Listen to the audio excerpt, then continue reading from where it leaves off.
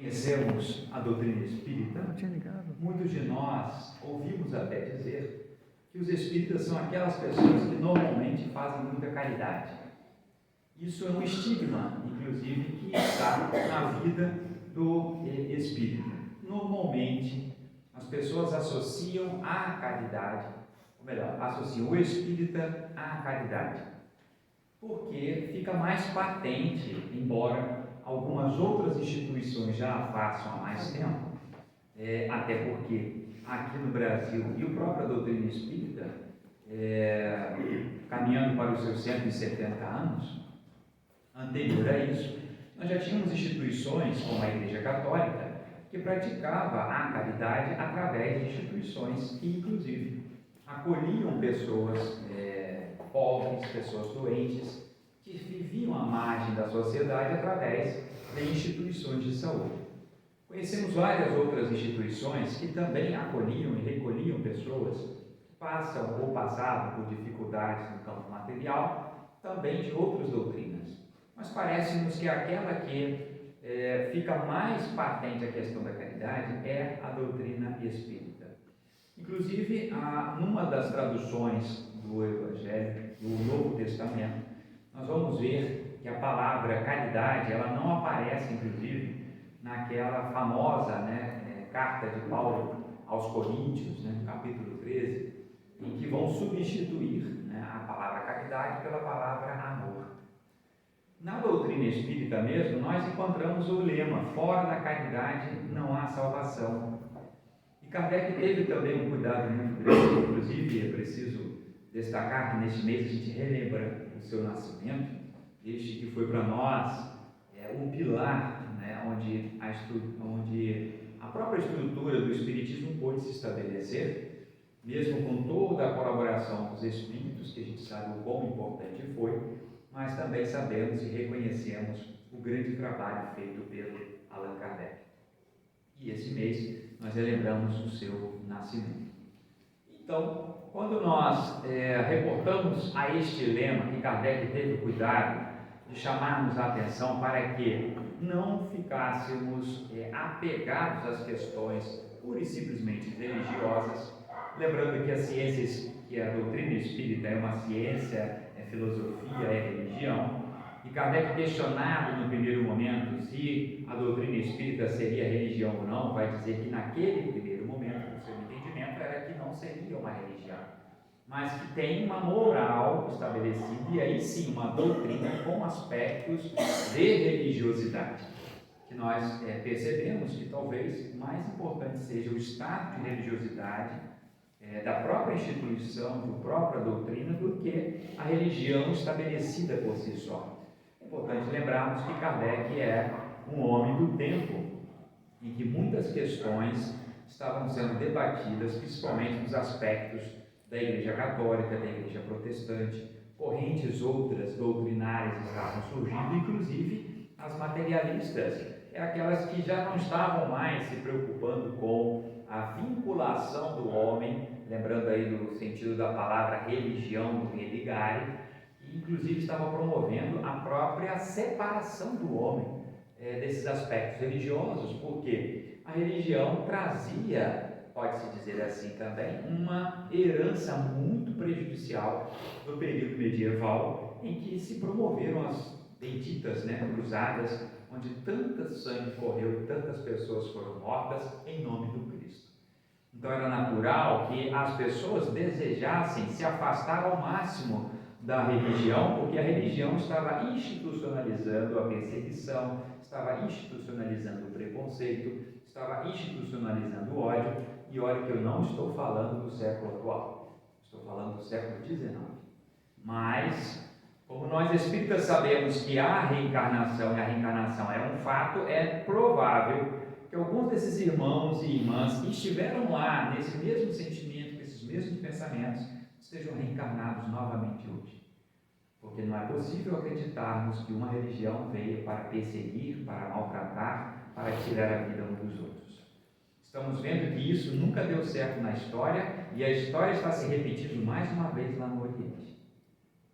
Exatamente porque levantamos uma bandeira, levantamos o orgulho de religião, e esta religiosidade vai sendo afastada, porque aquele que disse, principalmente aqueles que estão na religião cristã, mas também nas outras religiões, o fundamento é a paz, é a fraternidade, é o amor, e da mesma forma em todos os segmentos religiosos nós temos aqueles irmãos e irmãs que se deixam envolver por suas paixões e transferem às vezes a responsabilidade para o grupo religioso que pertencem, quando na verdade a religião em si estabelecida não prega aquele tipo de violência, aquele tipo de perseguição. Então, se eu fui perseguido no passado, não é justo que eu persiga agora. E aí nós estamos vendo o resultado desses processos de ódio. E aí perguntaram, né, mas de que lado nós estamos? Nós estamos do lado da paz, onde quer que ela esteja. Então, numa guerra não existe um lado que nós vamos ficar do lado de cá, vamos ficar do lado de lá, porque os dois lados estão com certeza cometendo equívocos terríveis, pode-se dizer assim, tanto de um lado quanto do outro. E nenhuma guerra se justifica, essa que é a verdade, mas os Espíritos já haviam nos alertado sobre a lei de destruição. Antes disso tudo ainda, o próprio Cristo disse para nós, olha, o escândalo vai acontecer, mas ai de quem por ele vem. Porque o nosso estado de consciência deve nos reportar a recomendação que Jesus nos faz no seu Evangelho, quando questionado qual era dentre os 10 mandamentos o maior de todos. E aí Jesus vai dizer, olha, todos eles são importantes, não é assim? E a gente sabe que se todos aqueles 10 mandamentos tivessem sido seguidos à risca, desde a sua publicação, podemos dizer assim, o mundo teria sido diferente. O que é mais interessante é que nós estamos assistindo um conflito que é histórico e que tem raiz nessa mesma região, não é mesmo? Quando fala aí que está na região do Sinai, a gente fica pensando que historicamente todas as doutrinas religiosas passaram por ali, todas as matrizes que nós conhecemos hoje, pelo menos no Ocidente, e uma parte do Oriente nasceram ali. E a gente ainda vê esse problema que estamos vivendo na atualidade. Mas Jesus, sendo questionado por isso, estava sendo, na verdade, tentado para mais uma vez, e foram tantas as ações, né? E a gente fica imaginando que realmente as pessoas não tinham condições de identificar quem era Jesus de fato, porque você tentar tentar provocar a queda de uma pessoa como Jesus é porque realmente as pessoas não tinham percebido quem ele era. Porque a gente consegue fazer um com os outros, não é assim? É muito fácil você perturbar a cabeça do outro, não é mesmo? Se eu começo mandando, antigamente era falando, hoje é através de internet, né? Assim, então as redes sociais, hoje você quer perturbar uma pessoa, você faz um lançamento de uma frase lá, qualquer que seja, e a pessoa começa a achar que é para ela, e aí tem sempre aquela síndrome, né, de sentir-se o centro do mundo, né? Isso não acontece aqui com a gente, só o pessoal da Suíça que tem isso, não é mesmo? Então você lança uma frase lá e a pessoa, isso é para mim. E aí a pessoa já começa a ficar irada com você. Por que ele está falando isso comigo? Por que o Cantarelli está dizendo isso? Né? Assim, aí começo eu a construir uma montanha maior do que a pedra do elefante, assim, com os meus achismos, né? Com meus pensamentos. Então, assim, eu consigo provocar outras pessoas. Agora, você provocar um espírito como Jesus era muita audácia de fato. Mas, na verdade, é que as pessoas não sabiam com quem estavam lidando, né? E Jesus, com muita categoria, com muito carinho no coração, respondia a todos. Não usava aquela célebre frase, você sabe com quem está falando? Sim. Porque ele poderia dizer, né? E aí, com toda a razão, você sabe com quem está falando?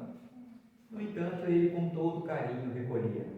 E aí ele vai lançar o quê?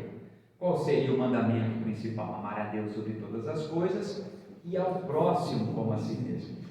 E é uma condição, não é amar a Deus sobre todas as coisas ou ao próximo como a si mesmo, mas é amar a Deus sobre todas as coisas e o próximo como a si mesmo. Está aí todas as leis e os profetas. É importante lembrar que na contemporaneidade ainda, para alguns povos, Jesus foi apenas mais um dos profetas que passaram por lá, por aquela região hoje de conflito. Então ele não tem esse reconhecimento, né? O cristão não é reconhecido, pode-se dizer assim, por algumas nações, porque ele simplesmente não acredita na existência de Jesus, mas Jesus esteve lá. e deixou-nos uma lição que transpassa todo o tempo. E ele renova essa aliança, aquela aliança que foi feita por Moisés, com Deus, com Moisés, lá no deserto, né? Lá mesmo, como eu estou dizendo, na grande região de conflito, que depois vem ser renovada com o Cristo, quando ele lança então a boa nova. O Evangelho para nós é o quê? A boa nova.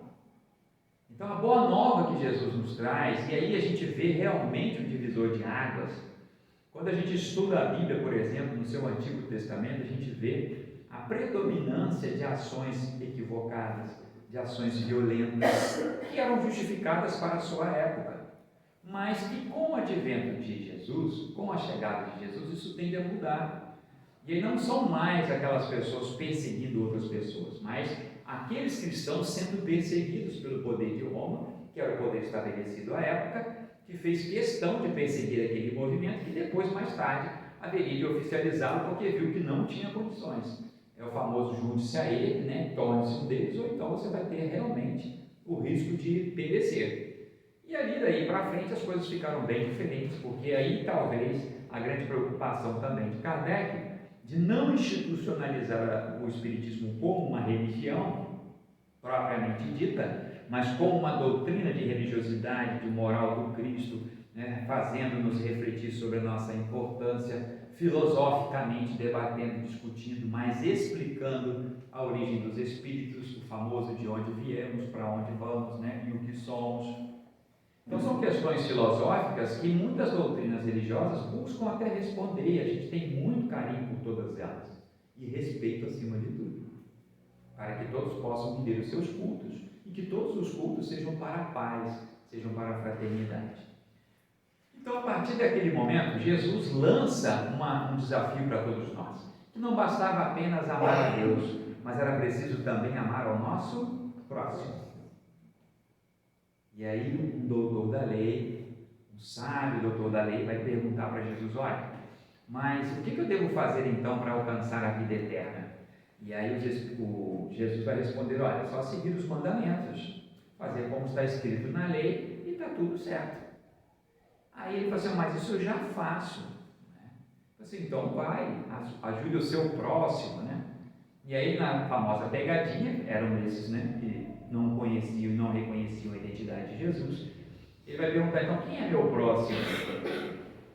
E aí Jesus conta aquela narrativa fantástica da parábola do bom samaritano, que é uma referência para todo o trabalho, inclusive a própria Federação Espírita Brasileira, no manual intitulado de Assistência e Promoção Social Espírita, que é todo o trabalho que a Casa Espírita pode fazer e desenvolver para todos aqueles corações aflitos, principalmente no campo material, está lá como a base, né, do trabalho, que é exatamente a citação de Jesus sobre a parábola do bom samaritano. Porque a parábola do bom samaritano, e por que bom samaritano? Todos nós sabemos, ou pelo menos lembramos, né? Quem não sabe, era porque o samaritano era tido um pouco como uma vida, era uma pessoa que não tinha muita relação com religiosidade, mas que tinha sua cultura, tinha o seu respeito. Mas Jesus, para fazer mais ainda com que aquele, né, senhor ali que estava doutor da lei, né, conhecedor de todas as coisas, pudesse perceber que não preciso ser dessa ou daquela nacionalidade para praticar o amor ao próximo. Então, e aí a narrativa vai nos falar exatamente o quê? De um homem que descia de Jerusalém, não é assim? E a gente sabe que Jerusalém é uma cidade que está no alto, né? Por isso esse descia, né, de Jerusalém. E hoje está sob ameaça, né? Então, preces e paz, né, para aquela cidade, para todas as cidades, na verdade, né? Então esse homem descia de Jerusalém e foi saltado pelo meio do caminho, foi abandonado ali à sua sorte, passou o levita, que era o homem da lei, mas tinha com seu compromisso, seguiu adiante, passou um sacerdote que também estava com seu compromisso, foi adiante, mas o samaritano passando, e aí Jesus vai narrar como que aquele homem teve cuidado com aquele outro que não conhecia. E aí Jesus também é interessante que não fala qual é a origem daquele que estava caído. Não fala. Um homem descia de Jerusalém. A descrição nos fala que parece que era um cacheiro viajante, né? Porque foi assaltado, provavelmente tinha posses, ou tinha alguma coisa ali de sua propriedade, e que foi tomado, né? Praticamente deixado nu, totalmente agredido. E o samaritano não pergunta para aquele homem, né? Ou desperta ele e diz uma coisa: você é samaritano, né? Qual é a sua origem, qual a sua... Porque até ele não fala para nós, por exemplo, que é uma descrição que poderia nos ajudar, qual era o tamanho do cabelo dele, se ele tinha barba, se não tinha barba, porque isso determinava de que nacionalidade seria, né, aquele companheiro, e isso também não nos é falado. Ficamos nós aqui na nossa curiosidade, não é assim? Então, quando ele narra isso, ele nos mostra o quê? Uma ação de benevolência que o samaritano tem para com aquele homem, que ele não quer saber da sua identidade, não lhe importa saber sobre isso. O amor ao próximo, ele não vê nacionalidades, ele não vê religiosidade, até porque a maior parte das famílias que nós atendemos nas casas espíritas, no trabalho de assistência e promoção social espírita, normalmente não são espíritas, são pessoas que vêm de outras doutrinas religiosas, são pessoas que, conhecendo o Evangelho em outras fontes, é o mesmo Evangelho, importante relatarmos, às vezes são até alimentadas no preconceito a respeito da doutrina espírita. Alguns até vão considerar que a doutrina espírita tem parte, né, com o demônio, e as pessoas que fazem bruxaria são pessoas que fazem, né, coisas que a gente sabe que não fazemos. E a gente também não precisa ficar se justificando por aí, basta fazer o trabalho. Porque o amor ao próximo, ele, como eu disse, respeita todas as diferenças. E no caso do samaritano, Jesus queria chamar a atenção de que aquele homem também era um homem bondoso.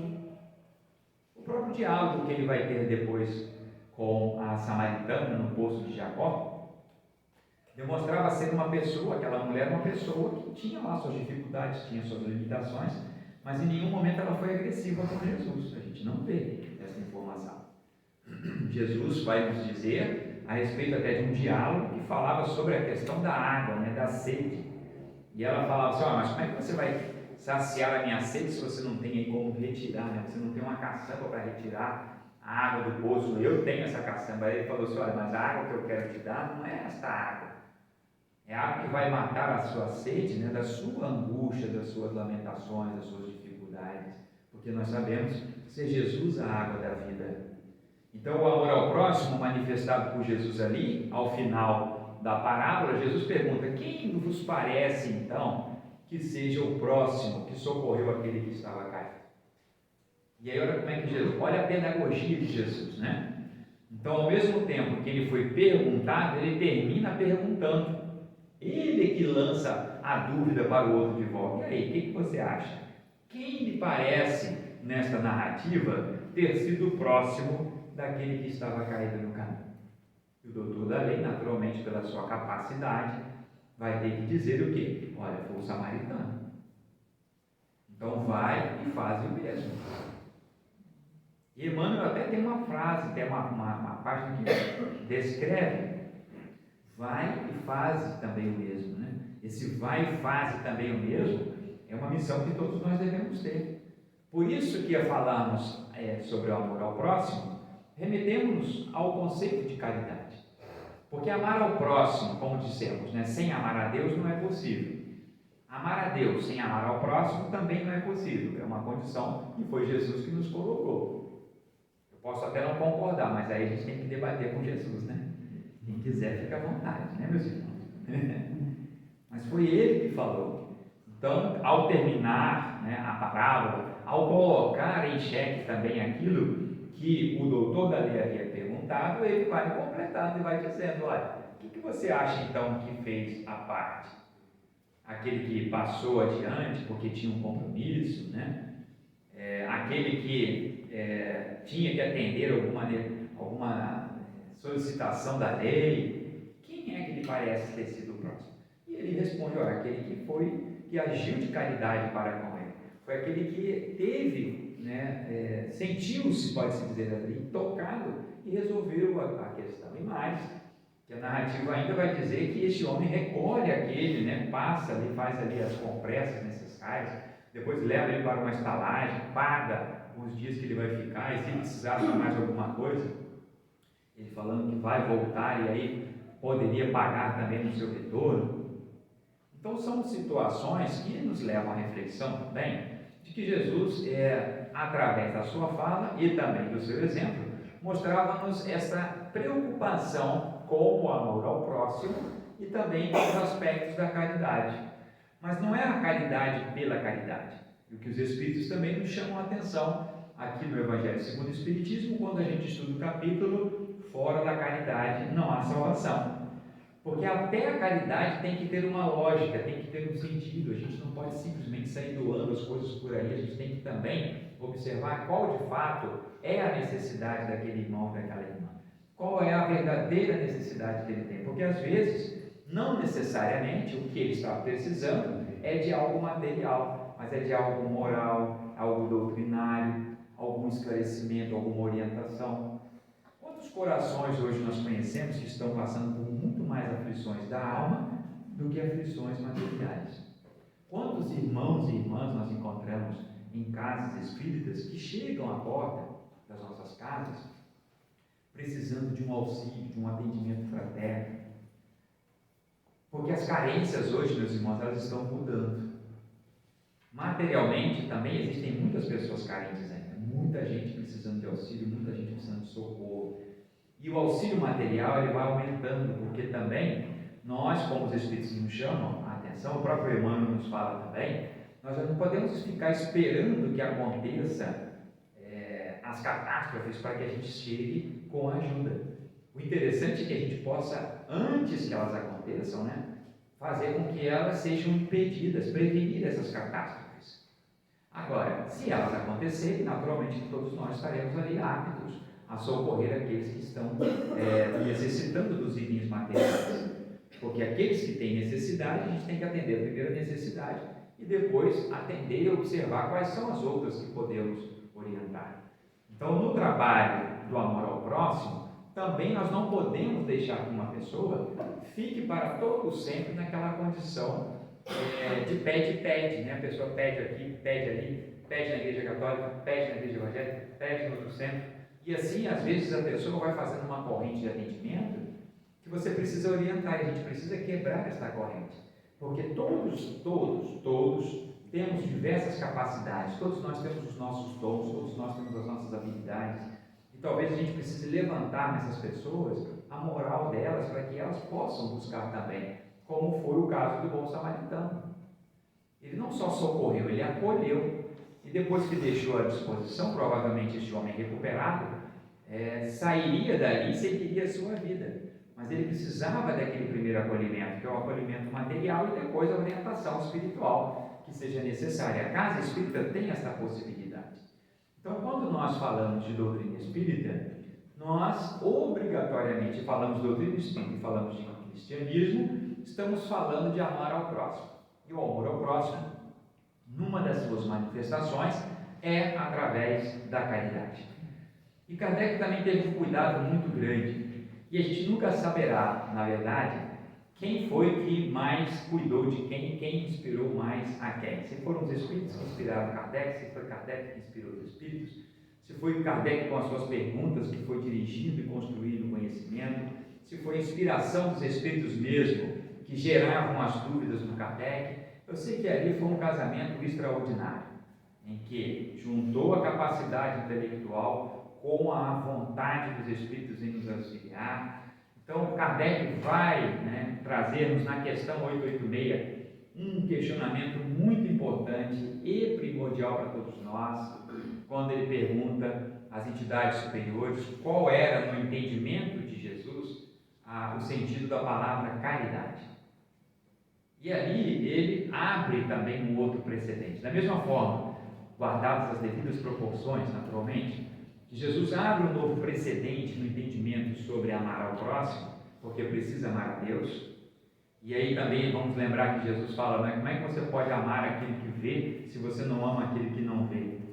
Ou ao contrário, como é que você ama o que não vê, mas não ama o que vê? Então todo todos nós somos chamados a esta reflexão cotidiana.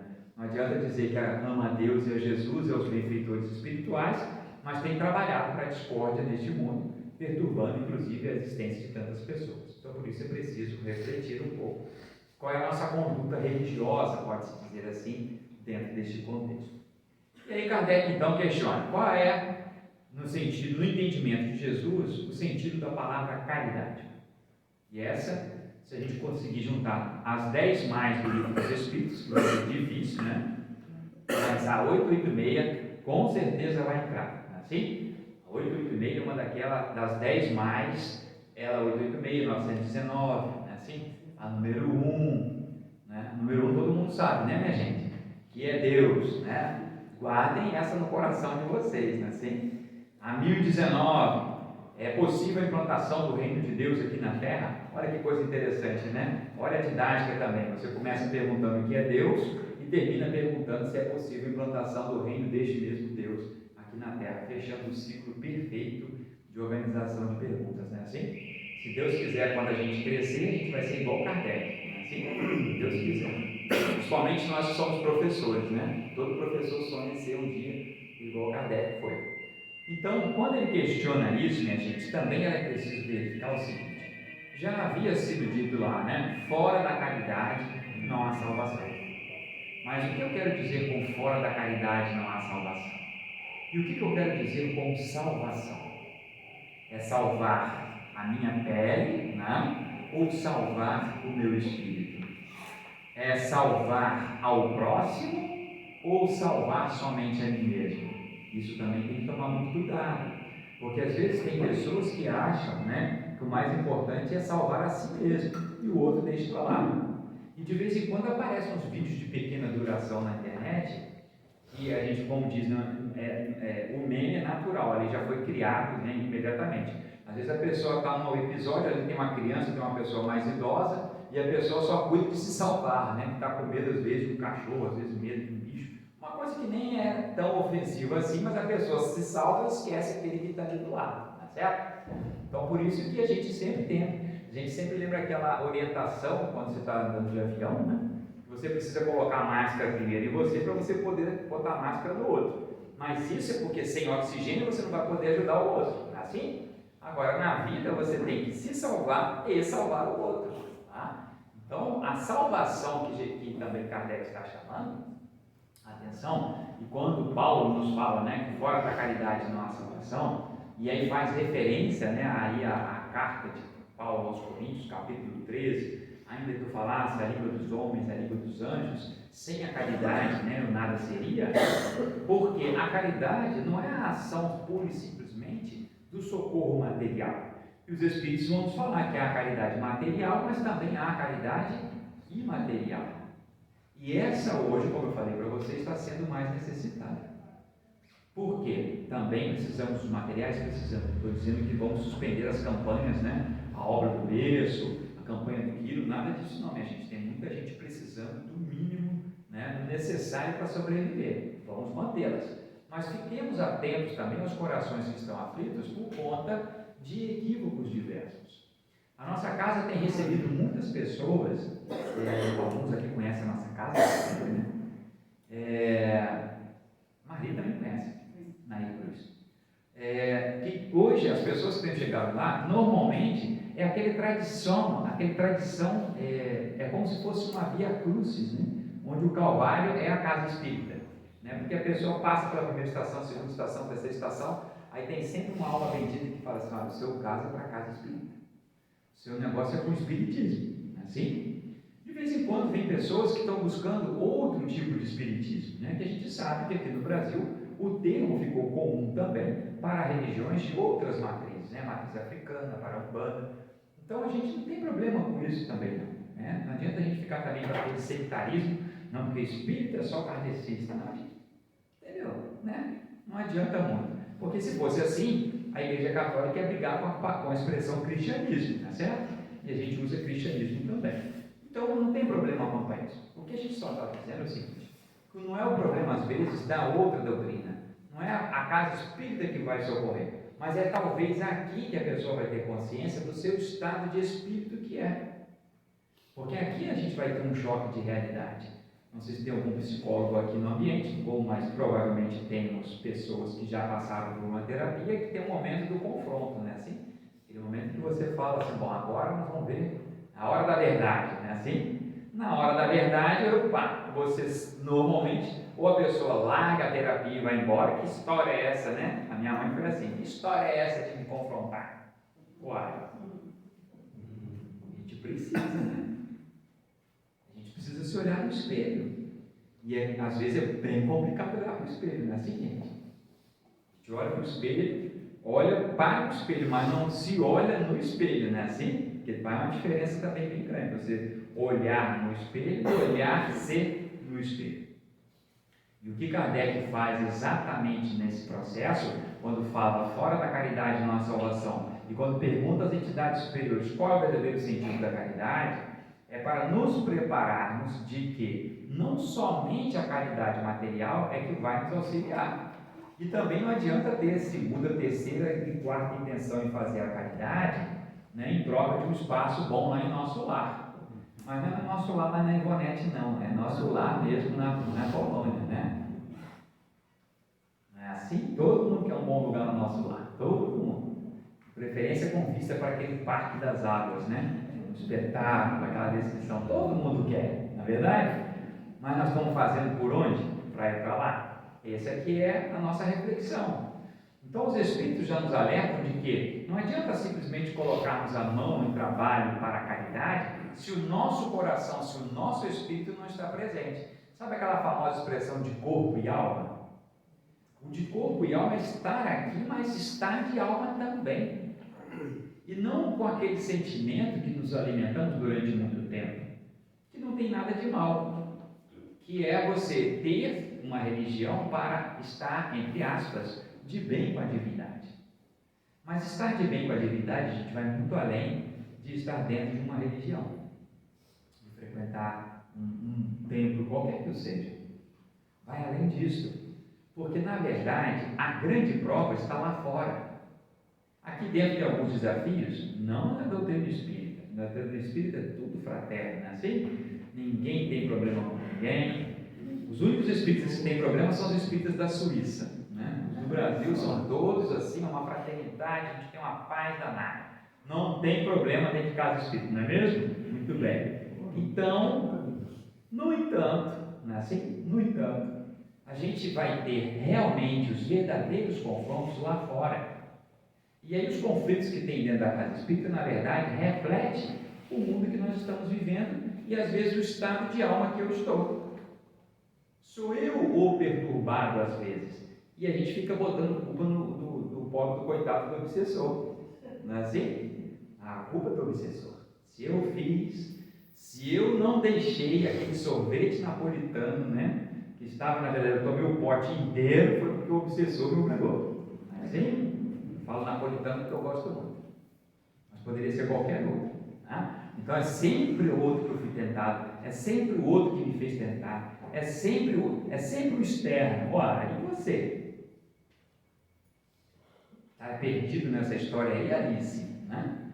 Então é preciso acordar, né? É preciso despertar, porque se nós não compreendemos, e aí por isso Kardec vai falar, né? Qual é o sentido então da palavra caridade, como entendia Jesus? Os Espíritos respondem: benevolência para com todos, indulgência com as imperfeições alheias, perdão das ofensas. Gente, que é mais fácil do que isso? Facinho, gente. Para decorar, né? Para decorar é com a gente mesmo. E ainda tem a tal da sigla, né? BIP. Se você tiver com dúvida, BIP, né? Eu sou do tempo do BIP, né? Não sei se vocês lembram do BIP. Os mais novos aqui, os que têm menos de 15 anos, não vão lembrar de BIP, não, né? Deixa para lá. Depois a gente fala o que é BIP no final, né? Deixa curioso. Vai correr agora na internet, eu vou colocar lá BIP, né? Para saber o que era o BIP. Benevolência para com todos, indulgência para com as imperfeições alheias, perdão das ofensas. E eu gosto sempre de dizer que esta ordem também não é à toa. Não é perdão das ofensas, benevolência e indulgência. Benevolência, indulgência e perdão. Reparem que há uma gradação. E há aí também uma recomendação. E eu fico imaginando, né? Aí vamos pensar agora, vamos abrir um parênteses. Quem é que foi lá perguntar para Jesus essa pergunta? Porque Kardec fez, né? Pergunta lá para Jesus, quem é que será que foi? E alguns vão dizer assim, o Espírito da Verdade estava lá, é o próprio Cristo. Não vou criar polêmica aqui, tá, gente? Uns vão dizer que é ele, outros vão dizer que não é ele. Mas se não era ele, ou se era ele, o que importa é que respondeu, não é assim? Então tá bom, a gente não ficou sem resposta. Mas, quem foi, né? Quem foi o Espírito que pode chegar, digamos que não seja ele, né? O Espírito da Verdade, ou se é o Espírito da Verdade, como é que ele recebe esta pergunta? E a resposta, não é mesmo? Benevolência. Então, quando nós falamos de benevolência, nós estamos falando de bondade, ser bom. E aí tem até uma música que fala, né? Como é bom ser bom. Não é assim? E aí, os Espíritos também nos questionam, numa das 10 mais, se o homem, né? Se o homem, ao Espírito, né, encarnado numa condição de homem, assim, de condição de mulher, basta apenas não praticar o mal para que ele possa evoluir. É uma outra pergunta também bem interessante, né? Bom, para o espírito evoluir, basta apenas não fazer o mal, ou para a evolução, o que eu preciso fazer? E os espíritos respondem, olha, não adianta simplesmente não fazer o mal. É preciso fazer todo o bem que seja possível, no limite das nossas forças. Olha isso. No limite das nossas forças. Porque toda vez que a gente deixa de fazer um bem, pode incorrer nele o quê? Um mal. Então nós somos responsáveis pelo bem que fazemos, pelo bem que deixamos de fazer e por todo o mal incorrido da nossa ação ou da nossa falta de ação. Porque não fazer também, gente, é uma decisão, não é assim? Você decidiu o quê? Eu não decidi nada. Na verdade, você decidiu. Você decidiu não fazer. Eu poderia ter feito, mas eu não fiz. Então, você decidiu não fazer. Então, para a evolução do espírito, o processo de tomada de decisão ele tem que ser baseado em quê? No amor e na caridade. Sem esses dois sentimentos, a gente não vai conseguir transformar a realidade desse planeta. E aí tem alguns irmãos nossos que estão circulando vídeos muito maldosos, principalmente nesse momento tão delicado que nós estamos vivendo. Não adianta ficar falando deste povo, daquele povo, que esse povo é melhor, que aquele povo é melhor, que esse é mais inteligente, que esse é mais esperto, que esse é... Não adianta, gente. Hoje nós temos que pensar num conjunto em que todos nós pensemos, todos nós devemos pensar na mesma direção. Numa direção de paz, de fraternidade, de bondade. O mundo precisa de boas vibrações, meus irmãos. Ultrapassamos a marca de 8 bilhões de encarnados. Gente, vocês já pensaram 8 bilhões? Qual foi a maior quantidade de gente reunida que vocês já viram na vida? Alguém que já passou Réveillon em Copacabana? 2 milhões de pessoas. Né? São 5 quilômetros de extensão de praia, se não me falha a memória. A extensão da praia são 5 quilômetros, a largura eu não sei, vai depender do mar, né? Se o mar estiver mais recolhido, a areia é bem para dentro. Então, a maior talvez que a gente tenha visto são 2 milhões de pessoas. Se você vê 2 milhões de pessoas. Agora, vocês imaginem 8 bilhões de pessoas. Emmanuel nos falou que a quantidade de pessoas desencarnadas, de espíritos desencarnados, era 3 vezes a porção de encarnados. Isso na década de 1950, 1960, não é isso? 3 vezes, minha gente. Então, vamos lá. Para bom matemático, né? 3 vezes 8, bolinha, assim. Isso lá, a gente não sabe agora. E se essa proporção aumentou? Ou não? Se ela diminuiu? De qualquer forma, se nós temos pelo menos 8 bilhões de encarnados, nós temos pelo menos 8 bilhões de desencarnados, que é o nosso espírito benfeitor, é o nosso protetor, nosso anjo de guarda, né? Graças a Deus, nós temos ele, não é assim? Mas como nós não somos assim, meio da pá virada ainda, tem também pelo menos mais um que fica nos atentando ali, né? Ó, faz isso, come sorvete, né? Assim que eu falei, não é mesmo? Chuta o cachorro na rua, né? Joga o lixo da janela. Assim, aquela famosa expressão, é importante que tenha lixo nas ruas para dar trabalho para o lixeiro, mas ninguém quer morrer para dar trabalho para o porteiro, não é assim? Na hora de morrer a conversa muda, Ora, mas são todos espíritas, ninguém morre. Que história é essa? Mesmo? Nós ficamos ali receosos. Assim? Então, tudo que nós pudermos praticar de bem, nós devemos fazer. Em qualquer lugar que estejamos. Então, se nós temos nós somos um, mais o nosso espírito protetor e mais o nosso querido obsessor, já tem 2 para 1, não é assim? Então, provavelmente, como a gente não tem só um obsessor, a gente provavelmente também não tem só um benfeitor, então, minha gente, a conta já está aumentada aí, com certeza, sem querer questionar os dados, jamais vou fazer isso, né, com a Emmanuel. Mas se tem algum estatístico aí, a gente já pode começar uma probabilidade que esse número já aumentou. Então, nós estamos mergulhados numa nuvem de pensamentos, minha gente. Vamos lembrar de Paulo, né? Uma nuvem de testemunhas. E a gente sempre esquece que em qualquer julgamento nós temos testemunhas a favor e temos testemunhas contra. Todo o processo, né, de um júri estabelecido tem os 2 lados. Então a gente precisa cuidar disso. Por isso a gente precisa ser bom. Seja bom. Pratique o bem, pense o bem. Mas é muito difícil. E diante das coisas que eu vejo, então, atualmente, meu Deus do céu. E realmente,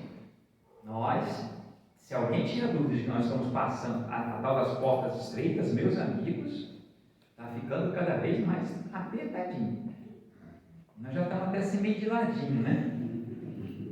Para ver se passa, porque está difícil, porque não tem mais. E assim, cada dia e somos bombardeados, né? E aí a dificuldade hoje de você lidar com rede, com internet, com informática, com isso tudo que está bombardeando a gente tem que ficar filtrando toda hora, tem que ver se aquilo está certo, se não é certo, se tem fonte, se não tem fonte. Então, praticar o bem é também filtrar isso tudo e mais ainda, não se contaminar. É acreditar que o mundo tem chance ainda, gente. Nós vamos sair desse atoleiro. Agora, eu tenho que também ser um colaborador, né? Eu tenho que ser a atração que vai ajudar a sair desse atoleiro que nós estamos. Não adianta eu ser o peso que vai fazer com que a roda afunde cada vez mais. Então, benevolência para com todos é o que Jesus nos recomenda quando nós falamos sobre caridade. E aí, quando a gente fala para com todos, é para com todos mesmo, né? E Jesus também, quando falou amar ao próximo, ele falou ao próximo, ele não disse que próximo, né? Ou você apenas ame o próximo da casa espírita. Deteste o próximo que não é da casa espírita. Não foi isso que está lá. E nem os espíritos também o disseram. Depois ele vai falar da indulgência para com as imperfeições alheias, porque precisamos ser indulgentes primeiro para conosco. E aí a gente bota mais peso nas avaliações dos outros, em relação aos outros, do que em nós. Mas aí também vamos dizer que a gente só consegue identificar no outro aquilo que a gente tem em nós. Porque aquilo que a gente não tem, a gente não identifica. É o caso do vício, né? Quando a gente vence um vício material, eu digo, né?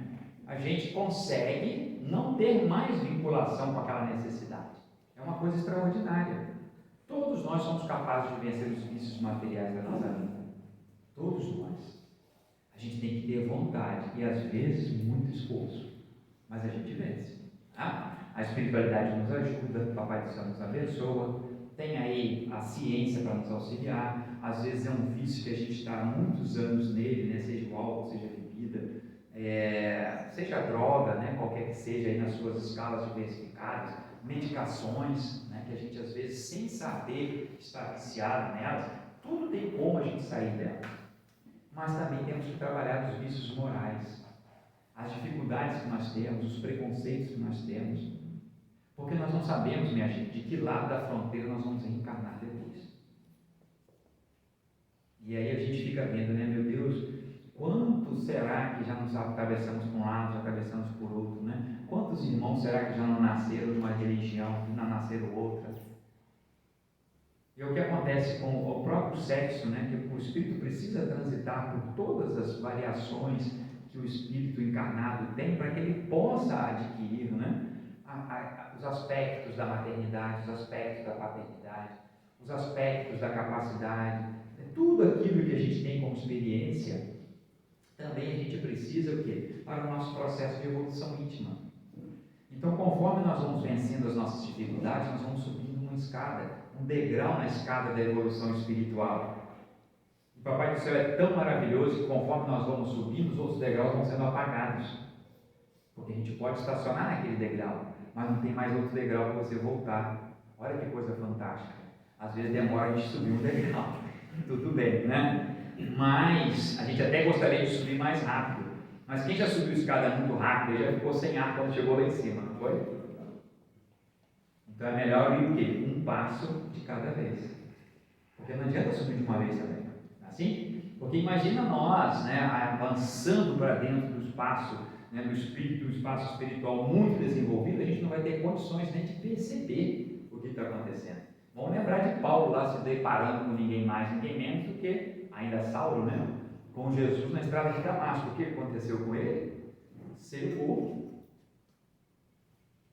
E a gente às vezes fica assim, por favor, eu gostaria tanto de ver os espíritos. A gente sempre quer ver os bons espíritos, não é mesmo? Mas quando a gente vê um espírito assim um pouco equivocado, tem gente que só de falar de espírito já tem medo, não é assim? Mas não é o caso dos espíritas. Espírito não tem medo de espírito, né? Muito pelo contrário. Como Kardec coloca lá no livro O Céu e o Inferno, porque os espíritas não temem, né, a morte. E aí eu gosto sempre de brincar, porque os espíritas não deveriam temer a morte, né? Porque a gente ainda tem um pouquinho de medo, sim. Mas os espíritos também nos socorrem, vamos dizer que é porque a gente sabe que tem culpa no cartório e tem medo da verdade, não é assim? A hora que estiver lá de frente lá, a gente fica sempre com aquela preocupação. Sempre aquele Deus ainda, né, que não é indulgente. Na nossa cabeça, Deus não é indulgente. Ele não sabe das nossas dificuldades. E aí mais à frente, qual é a continuidade disso tudo? Se eu sou benevolente, eu naturalmente também serei indulgente. E dificilmente eu terei que usar o perdão. Porque eu não vou me magoar mais. Eu chegarei no nível que eu não preciso mais utilizar o perdão. Mas eu tenho que ter a benevolência e a indulgência como dois pilares antes de chegar nesse nível. E compreender que aquele que me magoa, na verdade, está gritando, né? Ele está com alguma dificuldade. Porque a pessoa agressiva, a pessoa violenta, na verdade, ela está despertando ali um problema. Então, quando a gente vê as manifestações de ódio, principalmente os ódios hoje da intolerância religiosa, por exemplo, que é uma coisa terrível, né? E está vindo com uma força tão grande, minha gente, pelo amor de Deus. Os evangélicos, né, os católicos, às vezes espíritas, estão sofrendo, né, perseguições de diversos segmentos. E aí é curioso isso, né, porque a gente já viveu épocas, como acontecia lá na própria Irlanda, né, evangélicos contra cristãos, né, protestantes contra católicos, de tirar a vida um do outro. E aí ficamos imaginando, meu Deus, você não está numa doutrina que está pregando o amor, a caridade, você não está ali celebrando no altar a vida, como é que você pode desejar a morte do próximo? Então, a mesma coisa é o perdão. O perdão será para nós a última instância de dificuldades a vencer, porque a gente se magoa com muita facilidade. Mas é porque a gente não é indulgente. E aí ficamos sempre lutando. Mas como é que eu vou perdoar? Mas eu perdoo, mas eu não quero ver nunca mais na minha vida, nem pintado de ouro, não é assim? Mas, por quê? Porque às vezes também a gente se decepciona muito com aquele protótipo que nós imaginamos, né? Aquele perfil que nós imaginamos das pessoas. A gente cria uma expectativa sobre uma pessoa, a gente se decepciona com essa expectativa, porque a pessoa é ela mesma. Não é diferente. E nós não podemos esperar privilégios nesta vida. A gente precisa pensar e buscar sempre o quê? A nossa transformação. Colocar as nossas mãos a trabalho. Rememorar todo santo dia. E, gente, é assim mesmo. Todo santo dia, ao acordar, a gente tem que pensar na nossa missão. O que eu vim fazer nesse planeta? A gente não está aqui a passeio. E nós não estamos neste momento tão difícil do planeta à toa. A gente até precisaria saber, talvez mais tarde, quando voltarmos para a espiritualidade, qual a porção de responsabilidade que tem esses 8 bilhões que estão encarnados agora, para estarem vivendo exatamente esse momento de transição. E vamos nos desapaixonar também por essa coisa da transição, como se fosse um portal. que a gente vai atravessar, pronto, chegamos na regeneração. Não é assim, não. Ah, mas o Espírito falou, outro Espírito narrou. Se a gente buscar na codificação espírita, ele vai falar que sim, nós estamos num processo de transição. Agora, parece-nos que essa transição é desde sempre. Não há um momento que nós vamos parar e vamos chegar na regeneração, ou nós chegamos na provas e expiações e estamos estacionados em provas e expiações. Não, nós estamos saindo de provas e expiações já há algum tempo. Porque se hoje nós conseguimos perceber e ficarmos consternados com a violência, consternados com a falta de respeito, com a falta de respeito aí no caso dos aspectos da religião, se isso já nos provoca estranheza, já é um grande passo. Porque no passado o que nós já estaríamos fazendo? Juntando os nossos alforjes, juntando todas as nossas lanças, e já estaríamos lá nos recrutando para grande conflito, para grande guerra. Porque era muito comum, começar, você decidir para que lado você queria ficar, e vamos começar a guerra. E o que isso fez com o mundo? Só piorou. Só piorou. Então, meus irmãos, caridade e amor ao próximo devem ser os sentimentos que nós devemos levar para a nossa vida cotidiana. No sentido de que o próprio Jesus nos falou sobre a benevolência, a indulgência e o perdão das ofensas. Entendemos que, dentro das nossas limitações também, nós ainda temos muito a ajudar, muito a contribuir. E não ficarmos naquela posição passiva, eu não sou capaz, eu não posso, eu não quero, eu não sou capaz disso. É capaz sim. Deus deu a cada um de nós as mesmas habilidades, uns voltados para uma parte, outros voltadas para outra. São chamadas inteligências múltiplas. Cada um de nós tem uma habilidade, cada um de nós deve trabalhar essas habilidades em prol da paz, da construção de um mundo melhor. Então, meus queridos irmãos, devemos lembrar de Jesus todos os dias na nossa manhã, nas nossas orações.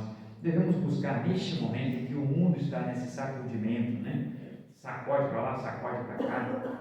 E aí a gente tem que lembrar do famoso freio de arrumação, Talvez seja um momento em que a gente precisa sacudir, para poder perceber o quão importante é respeitarmos a vida em todas as suas manifestações, respeitarmos as questões ambientais, respeitar os animaizinhos, respeitar o ar que nós estamos respirando, as águas que nós estamos nos banhando, a água que nós estamos bebendo, aquele irmão que está vinculado a uma outra doutrina religiosa, qualquer que seja a manifestação, eu tenho que estar nesse sentido. Porque quanto mais nós caminharmos com Jesus, mais a luz se vai projetar para nós. Agora, é natural que quando a gente caminha para a luz, que se projeta também as sombras. Mas as sombras não serão capazes de fazer ou de derrubar o propósito maior, que é o propósito do Cristo. Então, que nós coloquemos em todas as manhãs um propósito que seja, de sermos ali mais úteis nessa caminhada, de auxiliarmos aqueles que estão mais necessitados, dentro e fora da casa espírita, nos ambientes de trabalho. Somos cotidianamente chamados a dar testemunho daquilo que nós aprendemos, e já aprendemos o suficiente, pode-se dizer assim, para mudarmos a nossa caminhada, para mudarmos a psicosfera deste planeta, porque no momento de conflito, meus irmãos, quando as sombras tentam prevalecer, nós precisamos lançar luzes sobre elas. Se a gente não pode ir lá, daqui mesmo a gente pode fazer, porque o nosso pensamento, a nossa prece, a nossa oração, possamos incluir ali nas nossas orações cotidianas um pouco de luz para este planeta maravilhoso que nós temos certeza, ainda haverá de ser uma grande morada. Ele é uma grande morada para muitos de nós, mas que tem ainda alguns passando por muitas dificuldades. Que Jesus possa ser mais uma vez e sempre a luz do mundo, o sal da terra e a luz do mundo, para que ela possa se revigorar, que esta luz que é Jesus possa ser colocada sobre as nossas cabeças, que aonde quer que estejamos, levemos Jesus nas nossas ações, nos nossos atos, muito mais do que nas nossas palavras. Que esses benfeitores espirituais que nos auxiliam nesta caminhada possam nos amparar neste momento de transição, neste momento de transferência de pensamentos que nós estamos vivendo. Que esse bom mestre possa continuar abençoando a todos nós nesta caminhada. E mais uma vez, sempre, meus queridos irmãos, minhas queridas irmãs, pela oportunidade desta reunião, pela oportunidade desta noite e pela atenção de cada um de vocês. O meu muito obrigado. Muita paz a todos.